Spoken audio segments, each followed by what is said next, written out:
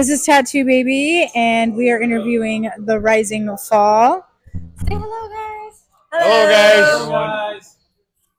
All right, I want to know some of the biggest challenges you've ever had on stage. Getting the audience involved is a challenge because we're new to a lot of places that we've never played before. So trying to win them over is definitely has been a challenge, and we always hope that they will come back and see us again when we tour in town, or they check us out on the website and they get more familiar with our songs. Yeah, as far as challenges on stage, having the monitors work properly so you can get a good mix, and then equipment failure, something's going wrong with guitar cable or snare breaks or something like that. I mean, that's the biggest thing is to make sure everything's running properly on stage. And once if it is, great, but there's always that something's going to happen. So that's the biggest challenge.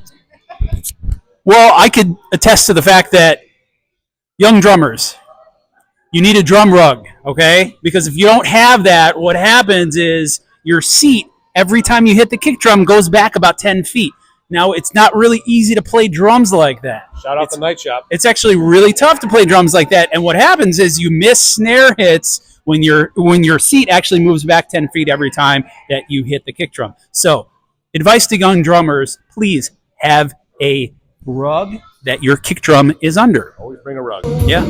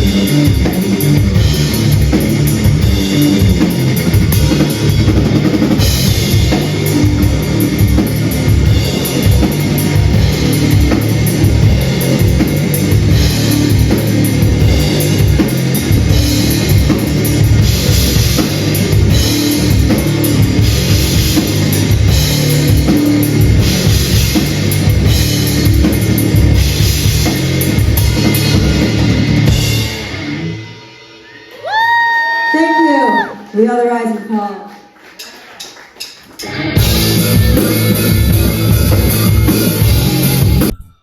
I want to know how you stumbled across myself, and I know how Hot Headed Radio came along, but I want to know how you found me. Of course, I'm going to take this. It was through Front Row Radio initially when you were working with Jeff Tucker. Yes. And we had just submitted our songs, our demos to a bunch of indie radio stations. And Front Row Radio, which you were part of that, played us a lot. And so you had actually sent me a separate message and said, hey, if you'd like, send me your song, because I didn't realize that it didn't go on to your show, part of Front Row Radio. And I did that, and then I think you and I had this great rapport, and we just kind of continued what I would call a friendship. And you've been a huge supporter of our music as well as so many other bands out there.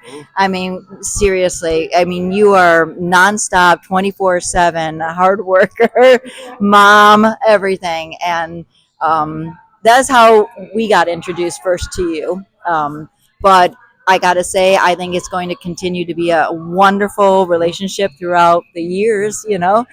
And we hope for great things for you too. So, yeah, continued success. Absolutely. I know that you guys, not just me though, but you guys are extremely supportive of the underground, right? And I want to know what your outlook of underground music is, just as a whole.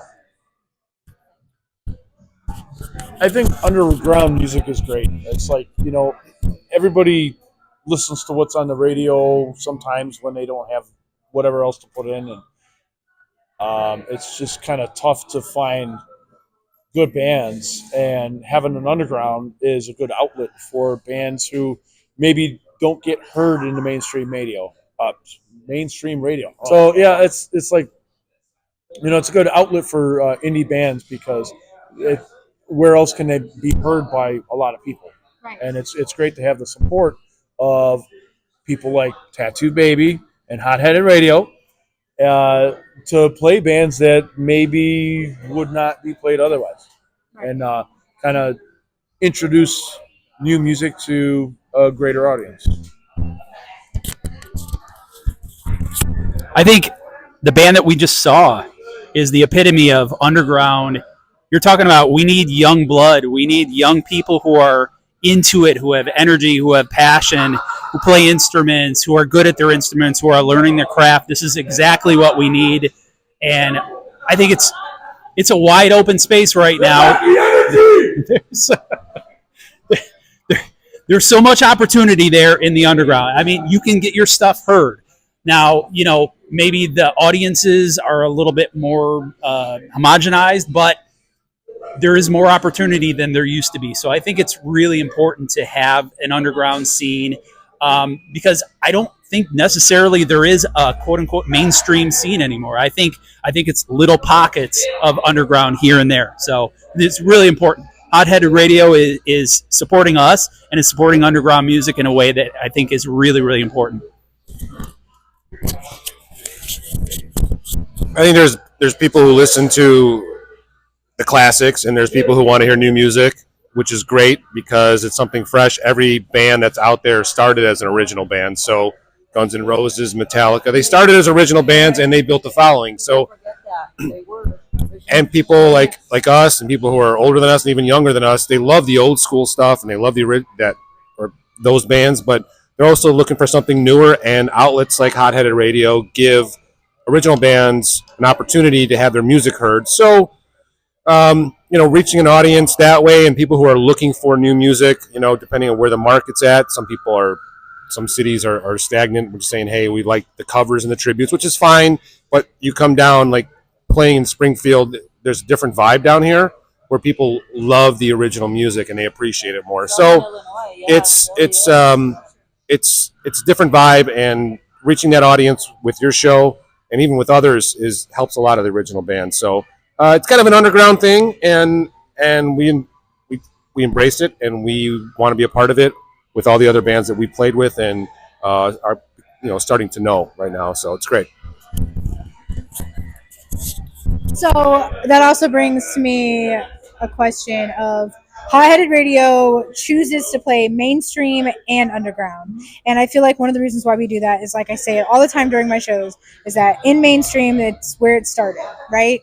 People have to learn to respect that. How do you guys feel about me playing mainstream plus underground? I think it's really cool because it kind of gives people an opportunity to be heard with some of these mainstream artists, and it's cool to be associated with that. I'm like, who can sit there and like, hey, here's a song that I worked really hard on, and I thought we did a really good job. I thought I played really well on it. I thought my singer sung really well. I thought my drummer did an excellent job. Bass player did awesome. We put a lot of work and blood, sweat, and tears into it, and then we put it out there, and then people like it, and then we hear it next to like our artists that we grew up with, or artists that we like really admire. So I think that's like a really good thing to be heard alongside of them. It's kind of it's a pride thing. It's it's like, hey, we worked really hard on it, so it's not like we just like slapped it together. I also think besides being on air, it's great to play with some of these bands live as well. We get exposed to, we're exposed to their audience, and they came out to see that band, and maybe they heard something they liked when we played with them too. So I think it helps us too in a live situation as well. It's good to mix it up with the established bands and the original bands to give some type of perspective. Well, not perspective, but motivation. No, but it's like you hear a band and say, okay, there's Metallica, then you play an original band and it's got a similar style, and someone says, hey, whoa, it kind of reminded me of Metallica. I'm going to give a quick shout out to an original band back home called Witchhammer. Excellent. The guys in that band are all cool, but their music, it's kind of old school metal, prog metal, but it's more modern sounding. So you put that on your station next to, let's say, a Halloween or even like some old Megadeth or something, and someone's going to say, well, who's that band? That's Witchhammer. They're unsigned, their original band, and then they start drawing interest because it reminds them of somebody that they like and know. Yeah. I think it's almost like a before and after. Before is the independent musician band just trying to get their stuff going, and the after is the established that everybody knows. And it gives the band a motivation, like almost like, we're starting here, but our goal is to be there. So I think it's really good that you have a mix of the both things. It's excellent.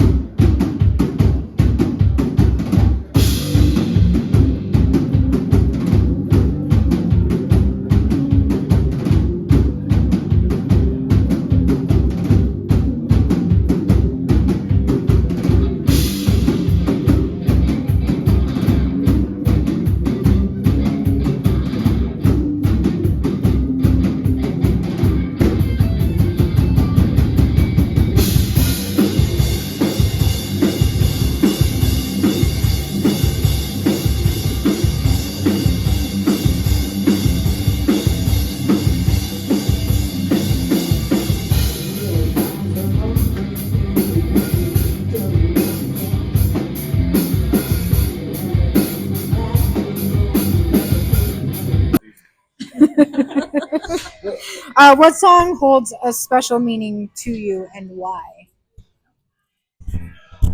I actually really like the song that we just released, "Hell on My Chest." I was kind of like fiddling around one night and just kind of, I don't know, in the zone, and I started coming up with a riff, and I was developing it and playing it over and over and over and over. And when I showed it to everybody, and instantly everybody's like, "Yeah, that's a cool riff, man. We got to write a whole song around it." And it was just one idea, but it bloomed into a pretty awesome song. So I kind of like that one. That's probably my personal favorite. To me, they're all our little babies, so it's hard to pick a favorite, like picking a son or a daughter. So I would say, though, to me, the Dark Waltz, because that brought us all together. That was the first song we ever wrote together as a band, and it challenged us to see if we could actually do this as a band and write together and vibe off each other. So the fact that we were able to do that was outstanding to me, and it just made us want to keep pursuing writing more tunes and actually taking this project a lot further than we may have anticipated before. I would say Dark Waltz, just because, like she said, it's our first song that we wrote together. I mean, is it my favorite? I like it a lot. Maybe not my favorite, but it's the most significant and most important, and I feel that there's a connection there. So that kind of catapulted everything as far as with us playing and being able to write together. So that one is probably the most special one to me. I changed mine to Dark Waltz. Steve's time has been given to John. Okay, let's edit because yeah, Steve has edited his response, but I'm gonna go against the grain. I love Dark Waltz, but I think Breaking the Chain for me, if I could say it right, that'd be nice. Breaking the Chain, because it has so many different elements to it, and it started as an idea of, we're like, what if we did like a song that's like a funk song? It had like a funk beat to it. That's why it has that extra like some snare hits that I'm doing, like ghost notes. It just gives it a different feel. So it's not a prototypical type hard rock metal song. So that's the one that means the most to me, I think. Thank you, John. And all the drummers appreciate that answer. But John is correct. It did start out as a funk song, and somehow it changed into a driving rock We're like, what if it was banger. like Parliament Funkadelic? Sabbath here meets now, Maiden like, or how something. does that So happen? yeah, so you start out with an idea, and it just, you think you have something, and it completely goes 180, and it's a lot of songs like that have happened I don't know that where we've I written. was. I don't remember the funk at all. I don't know. I think everybody puts their own influence into the music, and that's what really makes it unique, and that's what makes it the Rise and Fall. I'll say that the Breaking the Chain is probably a fan favorite. I think that most requested on Hot Headed Radio, by the way. And then, of course, our new one, or the new one. And then we have future ones coming out, which I'm super excited for. What is the next one coming out? Well, we've given you guys a couple bangers, so we're actually going to slow it down, and we are going to release I Surrender next. It's a very epic song. Lots of harmonies, lots of different drama to the song, and dynamics. It was written as a piano piece originally, and we just decided we're just going to take this song and just make it our own. And I gotta say, it to me, it's a wonderful song, and I think everyone's going to really love the difference between the last two we released and this new one. And the guitar solo of the year from Mr. Steve Rogas. Yes, the guitar solo with the strings and everything there. It's beautiful. Yeah, it's a beautiful song. Yeah, with that song, I was kind of like, I don't know, I was just kind of toying around with a lot of things, and I finally got up to something that was like really melodic, and I like what I did with it, and kind of playing around with a lot of different ideas over the however long we've been actually playing that song, and I like it. It's just like, for me, it's more laid back. Better like it. I don't. Si, senor. But it's just, I don't know. It's like where I get to kind of lay back, and I don't have to like sit there and feel like I got to shred or it's not rocking out. And the guitar is not the focal point of the song; it's more the accompaniment in that song. And I have to say, it was a surprise to us all. We never heard the solo until we recorded it. So it was a very first. We were sitting there on our couch in the studio going, "Oh my God!" Yeah, that you're out was food at Fratello's. yeah, Was it was amazing, and we just sat there in awe. So the fact that it surprised us, and having writing together, to have us be completely surprised and just loving it, it just made it like it just was. I don't know. We realized Steve could play guitar, so we said, okay, we can keep him. And kind of good, huh? yeah, it was good. He's really been working on it. Yeah. All right. You didn't hear it the first time. No, I didn't. But I will say there's one thing. About a week before we recorded it, I had texted Steve and I had said, I just have this feeling that there's going to be your solo on this is going to be unbelievable. There was just something about it. I said I had a feeling about it, and he came through. Do better. Yeah. So. Okay, and thank you. A shout out to Steve, the cameraman.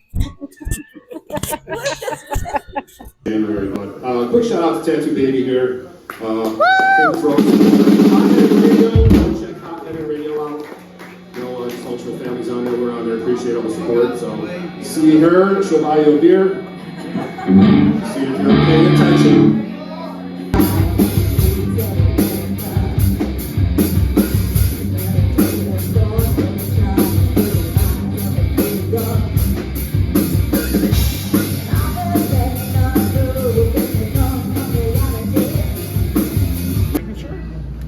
No, Zoltan.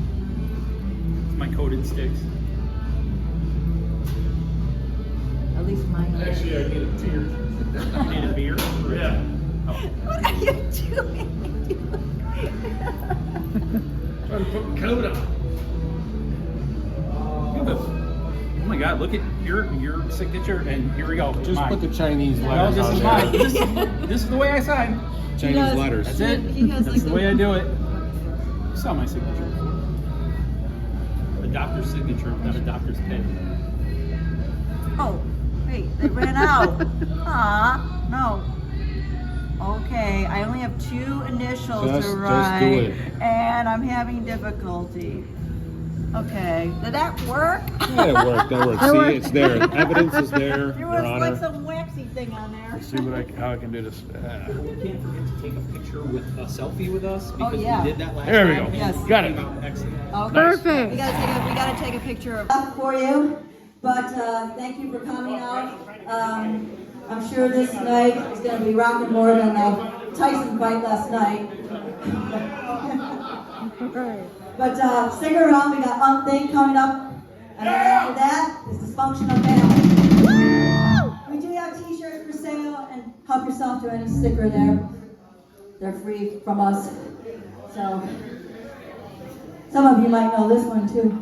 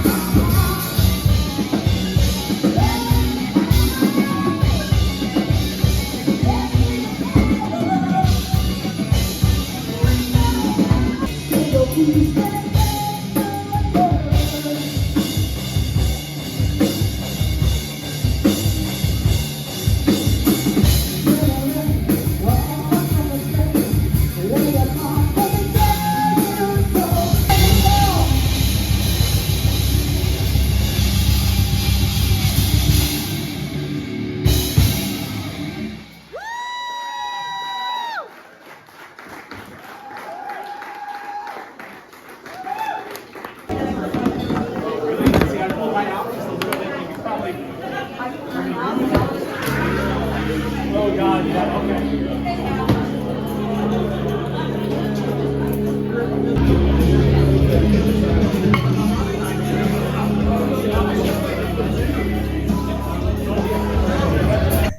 What's your favorite radio station? Hot-headed radio. Thank you guys so much. That was The Rising Fall. Thank you. Cheers.